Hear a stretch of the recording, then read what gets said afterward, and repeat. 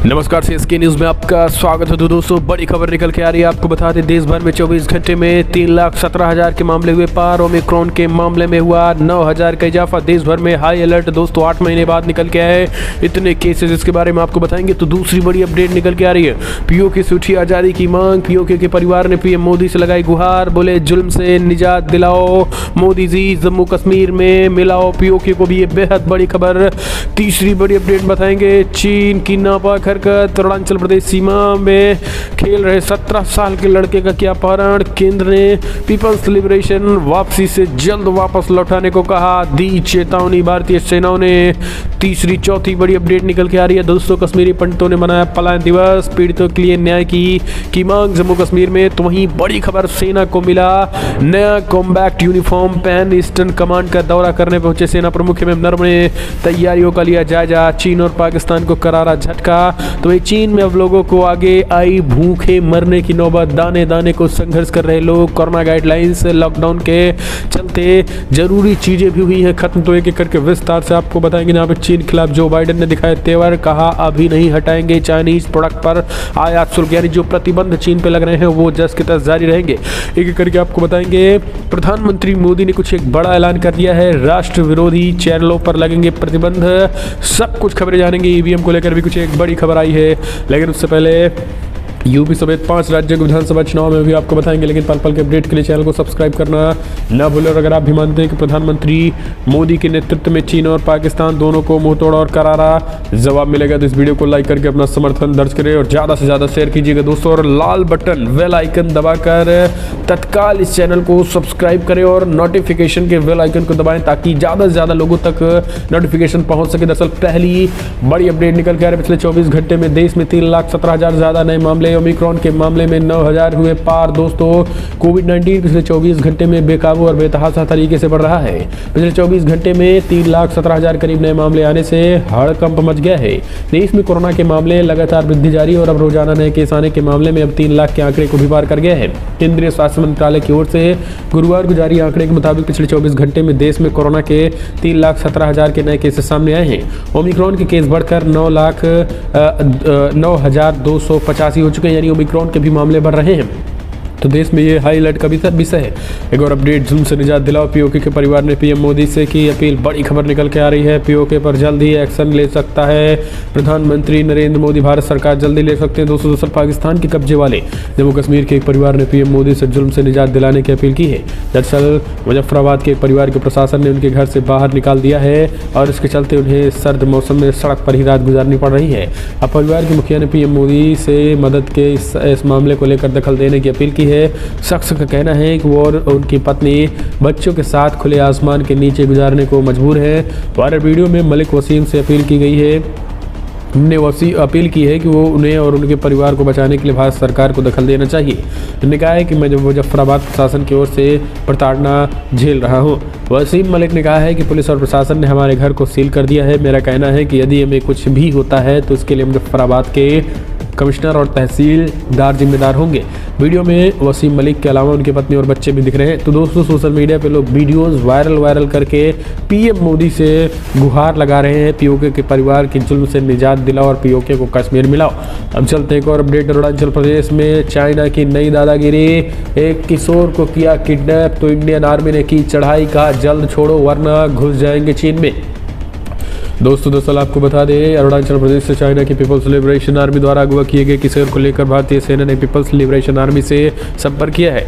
रक्षा सूत्रों ने जानकारी दी है। सूत्रों ने बताया है कि घटना के जानकारी मिलते ही से भारतीय सेना ने तुरंत चीनी सैनिकों से संपर्क किया है और सेना ने उनके इलाके में अगवा किए गए किशोरों को पता लगाने और उन्हें स्थापित किए गए प्रोटोकॉल के तहत लौटने को भी कहा गया है।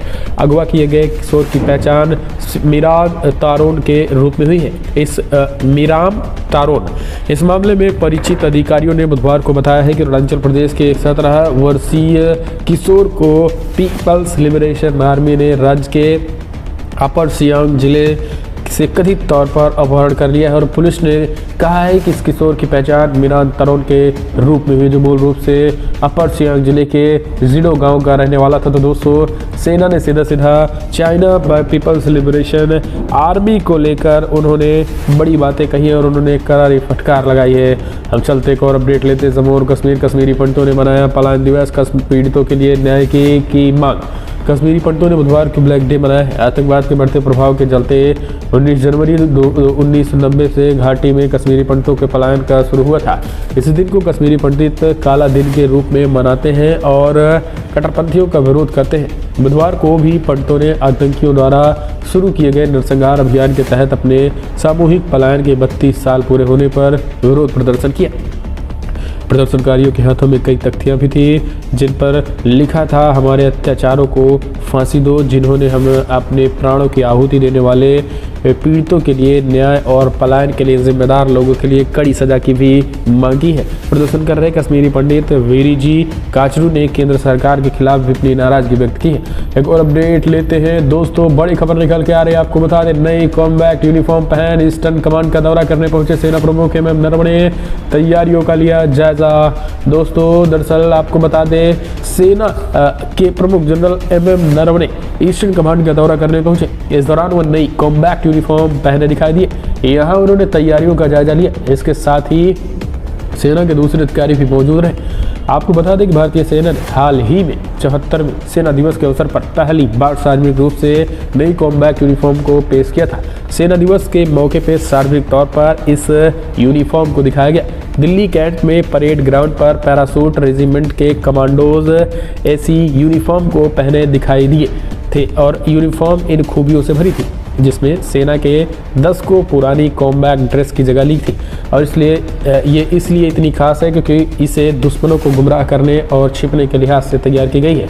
तो दोस्तों, ये कहीं ना कहीं तरीके से ये इस तरीके के है कि अगर आप कहीं ना कहीं जंगलों में छिप भी जाएंगे तो भी सेना को एक बार नहीं पहचान पाएंगे आतंकी। एक और अपडेट लेते हैं। चीन में लोगों के आगे आई भूख से मरने के नौबत, दाने दाने को संघर्ष कर रहे लोग। कोरोना लॉकडाउन के चलते जरूरी चीज़ों ही खत्म। बेहद बड़ी खबर निकल के आ रही है चाइना से दोस्तों। दरअसल चीन ने कोरोना वायरस के निपटने के लिए सख्त लॉकडाउन लागू कर दिए हैं और उनके भारी भरकम कठोर रवैये की वजह से चीन के लाखों लोगों को बुनियादी दैनिक ज़रूरतों के लिए भी संघर्ष करना पड़ रहा है। एसके पोस्ट की रिपोर्ट के मुताबिक कोविड महामारी के सामने आए 2 साल का वक्त हो चुका है और चीनी सरकार अपने लोगों को आवश्यक चीज़ों की आपूर्ति प्रदान करने में विफल हो चुकी है। अब भले ही वो मानवाधिकारों के हनन का कड़े तरीके से प्रतिबंध लगाती हो। रिपोर्ट में सियान शहर के केस को रेखांकित किया गया है, जो पिछले 23 दिसंबर से सख्त लॉकडाउन झेल रहा है। लगभग 1.5 करोड़ की आबादी वाले सियान शहर में भोजन की भयानक कमी आई है और सप्लाई में भी परेशानियों का सामना करना पड़ रहा है। इसके अलावा गंभीर रोगियों द्वारा झेली जाने वाली परेशानियों की भी जानकारी सामने आई है। कई लोगों ने ऑनलाइन शिकायत की है और एक दिन दलिया की कटोरी पर जीवित रहना पड़ रहा है और ये भुखमरी की कगार पर पहुंच गए हैं। एक और अपडेट लेते हैं। चीन के खिलाफ जो बाइडेन ने दिखाए तेवर, कहा अभी नहीं हटाएंगे चीनी प्रोडक्ट पर आयात शुल्क। दोस्तों, अमेरिकी राष्ट्रपति जो बाइडेन ने कहा है कि चीनी प्रोडक्ट पर लगाए गए आयात शुल्क को हटाने के लिए तैयार नहीं है। उन्होंने कहा है कि इसके लिए चाहे अमेरिकी व्यवसायों से शुल्क पर वो प्रतिबंध नहीं हटाने वाले हैं। दरअसल आपको बता दें, पिछले साल चीन को पहले की तुलना में विदेशी निवेशकों का छोटा हिस्सा प्राप्त हुआ और ये एक प्रवृत्ति है जो पूर्व अमेरिकी राष्ट्रपति ट्रंप के चीन के साथ व्यापार युद्ध के साथ शुरू हुई है। चीन ने पिछले 2 सालों में व्यवसाय में काफ़ी गिरावट का सामना किया और इसके तहत अब चाइना $200 बिलियन अमेरिकी डॉलर खरीदने के लिए पूरी तरीके से सक्षम नहीं है। एक और अपडेट लेते हैं। तो दोस्तों, ऐसे भारत को देख रहे हैं जिसे सोच और अप्रोच नहीं है। पीएम मोदी के आज़ादी अमृत महोत्सव में स्वर्णिम भारत की ओर कार्यक्रम का किया उद्घाटन। प्रधानमंत्री मोदी ने वीडियो कॉन्फ्रेंसिंग के जरिए आज़ादी के अमृत महोत्सव से स्वर्णिम भारत की ओर कार्यक्रम में हिस्सा लिया। उन्होंने इस कार्यक्रम का उद्घाटन किया। कार्यक्रम को संबोधित करते हुए पीएम मोदी ने कहा है कि ब्रह्मा कुमारी संस्था के द्वारा आज़ादी के अमृत महोत्सव से स्वर्णिम भारत की ओर कार्यक्रम की शुरुआत हो रही है। आज हम एक ऐसी व्यवस्था बना रहे हैं जिससे भेदभाव की कोई जगह नहीं है और एक ऐसा समाज बना रहे हैं जो समानता और सामाजिक न्याय की बुनियादी पर मजबूती से खड़ा हो सके। हम एक ऐसे भारत को उभरते देख रहे हैं जिसकी सोच और अप्रोच नहीं है और जिनके निर्णय प्रगतिशील है और इस कार्यक्रम में स्वर्णिम भारत के लिए भी भावना भी है।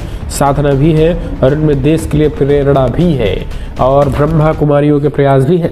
एक और अपडेट लेते हैं। तो दोस्तों, इंडिगो के 2 विमान हवा में टकराने से बाल बाल बचे। डीजीसीए ने कहा लापरवाही करने वालों पर करेंगे सख्त कार्रवाई। इंडिगो की 2 घरेलू उड़ानें हवा में बाल बाल टकराने से बच गई, जिनमें बड़ा हादसा टल गया है।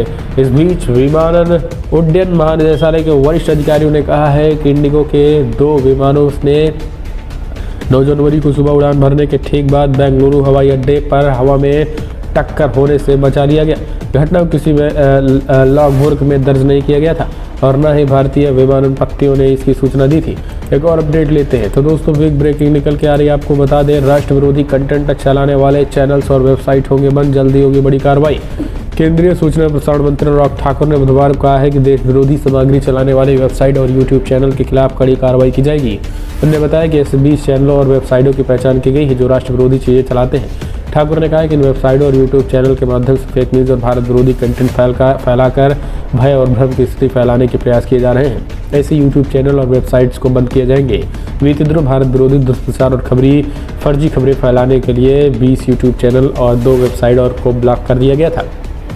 ठाकुर ने कहा है कि सरकार देश के खिलाफ साजिश रचने वालों के खिलाफ इस तरीके की कार्रवाई जारी रखेगी।